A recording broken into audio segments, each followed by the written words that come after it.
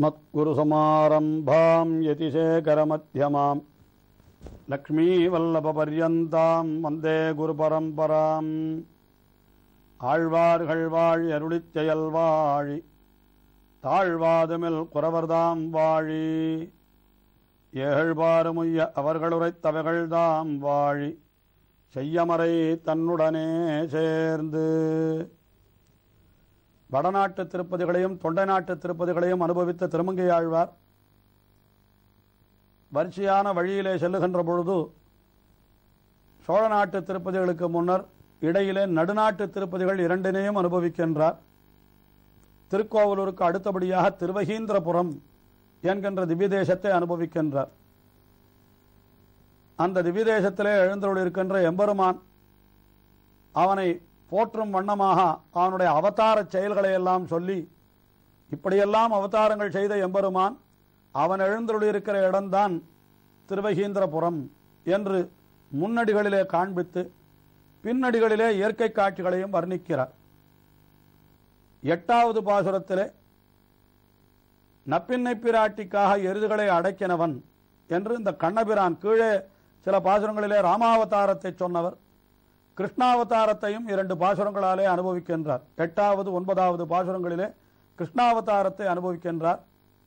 அதிலே 8வது பாசுரத்திலே நப்பின்னை பிராட்டிக்காக எருதுகளை அடக்கினவன் அவனன்றோ இங்கே எழுந்தருளியிருக்கிறான் என்று தெரிவிக்கின்றார். இறைகமண்டனன் கருங்குழல் காரணம் வில்லிருத்தடல் மழைக்கு நிறைகலங்கிட வரைகுட எடுத்தவன் நிலவிய விடம் தடமார் வரவடம் திகழ் மதகரி மறைப்பொடு மரவளரகிலுந்தி இரகுணர்ந்தன செழுநதி வயல் புகு திருவயிந்திரபுரமே. நப்பின்னை பிராட்டிக்காக எருதுகளை அடர்த்த சரித்திரம் கீழே பாசுரத்திலே சொல்லப்பட்டது.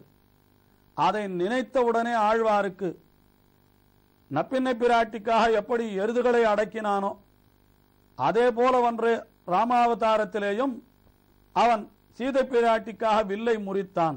அங்கே அவளை மணந்து கொள்ள வேண்டும் என்றால் வில்லை வளைக்க வேண்டும், இங்கே இவளை மணந்து கொள்ள வேண்டும் என்றால் எருதுகளை அடைக்க வேண்டும் என்று இப்படியெல்லாம் அந்த சுல்கங்கள் வைக்கப்பட்டிருந்தன வல்லவா. அதனால இரண்டும் சேர்ந்து நினைவுக்கு வருகிறது. அதை தெரிவிக்கின்றார். சீதை பிராட்டிக்காக செய்த செயலை இப்பொழுது தெரிவிக்கிறார். விரை கமழ்ந்த மென் கருங்குழல் காரணம். விரை கமழ்ந்த மென் கருங்குழல் என்றால் நல்ல வாசனை வீசுகின்ற குழலை உடையவளான சீதை பிராட்டி என்று, நல்ல அழகான வாசனை வீசுகின்ற குழல். அதாவது பிராட்டிமாருடைய குழலுக்கு இயற்கையாகவே பரிமளம் உண்டு என்பதுதானே ஸ்ரீவைஷ்ணவ சித்தாந்தத்திலே அடிப்படையாக சொல்லப்படுகிறது. வாசம் செய் பூங்குழலாள் என்று.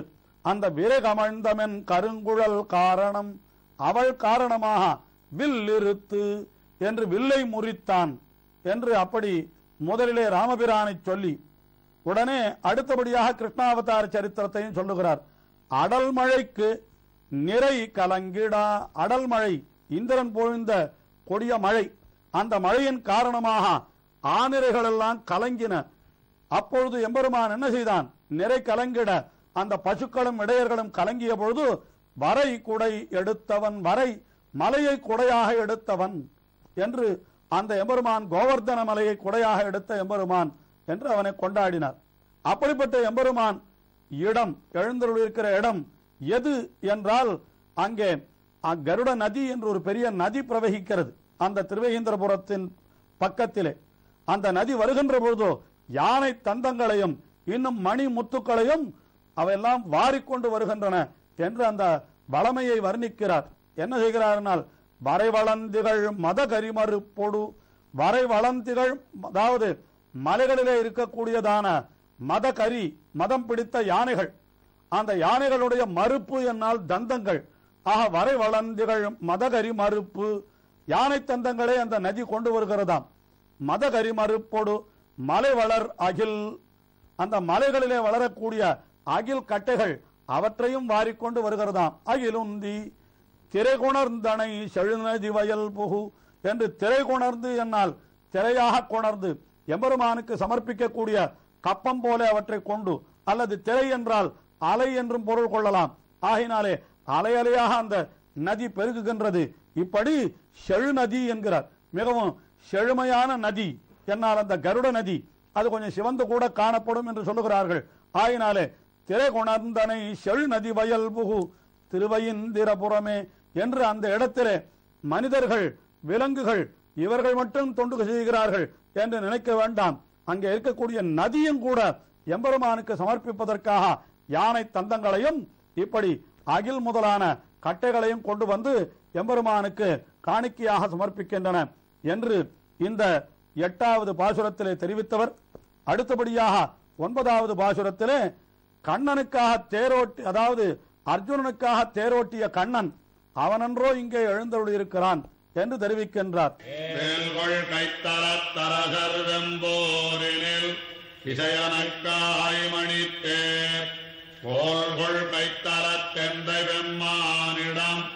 உலவுதன் வரைச்சாரல் கால்கொள் கண்கொழி கையழா கமிழம் பாடகளை கமல் சாரல் செயல்கள் பாய்தரு செழிநதி வயல் புகு திருவையிந்திரபுரமே.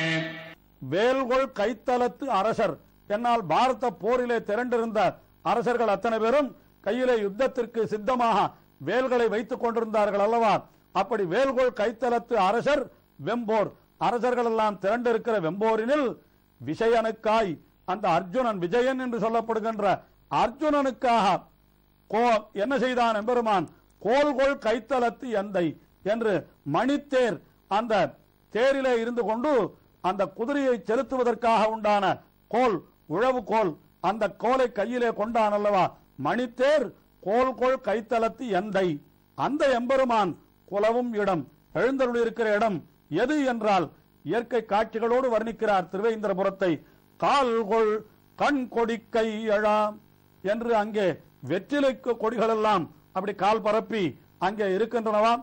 அவர்களெல்லாம் நன்றாக வளர்ந்திருக்கிறவாம். பக்கத்திலேயே கமுகு இளம் பாளைகள், கமுகு என்னால் பாக்கு மரங்கள் எல்லாம் இளம் பாளைகளாக அங்கே ஓங்கி வளர்ந்திருக்கின்றன.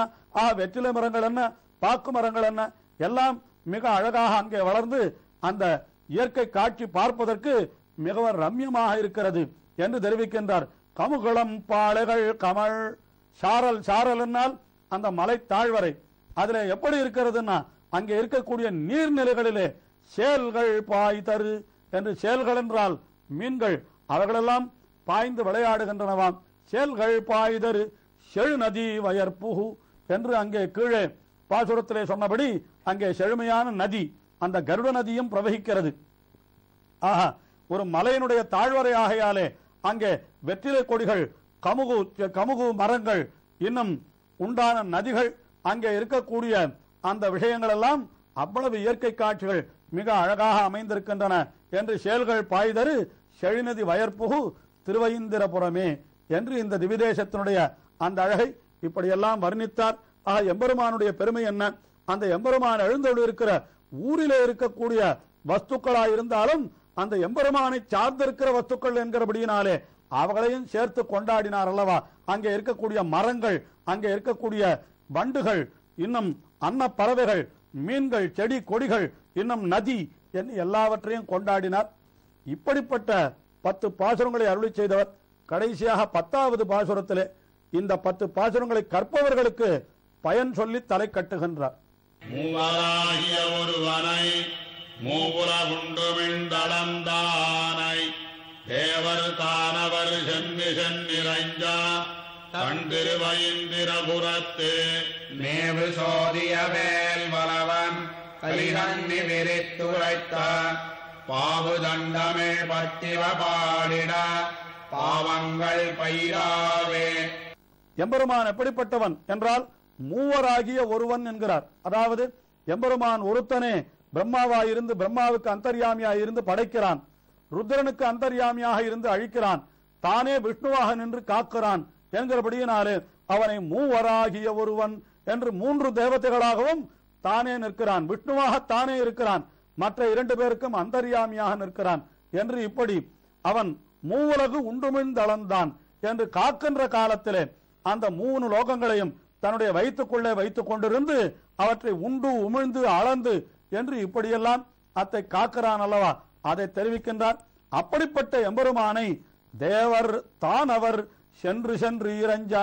அங்கே தேவர்களும் செல்லுகிறார்களாம், தானவர்கள் என்றால் அசுரர்களும் செல்லுகிறார்கள். அசுரர்கள் போய் எம்பெருமானிடத்திலே நிற்பார்களோ என்றால் அவர்களுக்கும் கூட காரியமாக வேண்டும் என்றால் எம்பெருமானிடத்திலே வரத்தானே செய்வார்கள். கடல் கடைந்த பொழுது தேவர்களும் வந்தார்கள், அசுரர்களும் வந்தார்கள், இருவரும் சேர்ந்தன்றோ கடல் கடைந்தார்கள் எம்பெருமானுடைய துணை கொண்டு என்று பார்க்கிறோம். ஆகையினாலே தேவர் தானவர் சென்று சென்றிரஞ்ச அவரவர்கள் அவரவர்களுக்கு வேண்டிய பயனை பெறுவதற்காக எம்பெருமானிடத்திலேயே வருகிறார்கள் அல்லவா. ஆயினாலே தேவர் தானவர் சென்று சென்று இறைஞ்ச தன் திருவையிந்திரபுரத்து மேவு சோதி. இப்படி இறைஞ்சும்படியாக திருவையிந்திரபுரம் என்கிற திவ்யதேசத்திலே மேவு சோதி மிகவும் ஒளிவுடன் எழுந்தருள் இருக்கின்ற அந்த எம்பெருமானை பற்றி ஆழ்வார் அருளி செய்த 10 பாசுரங்கள். அருளி செய்தவர் யார் என்றால் வேல்வலவன் கலிகன்றி என்று வேலை கையிலே பிடித்தவராய் வேலாயுதத்தை செலுத்துவதிலே வல்லவராய், கலிகன்றி என்றால் மிகவும் மிடுக்கை உடையவரான அப்படிப்பட்ட கலியன் என்றால் மிடுக்கு, கலிகன்றி என்றால் கலியையும் கெடுப்பவர் என்று அப்படியும் பொருள் கொள்ளலாம். ஆஹா, கலிகன்றி விரித்துரைத்த இந்த பாவு தண்டமிழ் பத்திவை பாடிட மிகவும் அழகான தமிழ் பாசுரங்கள். இவர்கள் 10 பாசுரங்களையும் பாடினால் அதற்கு என்ன பலன் கிடைக்கும் என்றால் பாவங்கள் பயிலா. நமக்கு எந்த பாவங்களும் நம்மை அணுகவே அணுகாது. எம்பெருமானுடைய பரிபூர்ணமான கிருபையை நாம் பெற்று மகிழ்ந்து இன்பத்தை அடையலாம், அந்த எம்பெருமானுடைய திருவடிகளையே அடையலாம் என்பதாக அப்படிப்பட்ட உயர்ந்த பலத்தை சொல்லி இந்த 10 பாசுரங்களை தலை கட்டுகிறார். இந்த திருவையிந்திரபுரத்து அனுபவத்தை தலை கட்டுகிறார் திருமங்கை ஆழ்வார். இப்படி திருவையிந்திரபுரத்து அனுபவத்தை தலை கட்டின பிற்பாடு தொடர்ந்து திருமங்கை ஆழ்வார் சோழ நாட்டு திவ்யதேசங்களை அனுபவிக்க தலைப்படுகிறார். அதிலே முதலிலே தில்லை திருச்சித்திரகூடம் என்கிற திவ்யதேசத்திற்கு 2 பதிகங்களை அருளி செய்கிறார். சித்திரகூடத்திற்கு செல்லுகின்ற ஆழ்வார், அவரை தொடர்ந்து நாமும் பின்னாலே செல்வோம். திருமங்கை ஆழ்வார் திருவிழிகளே சரணம்.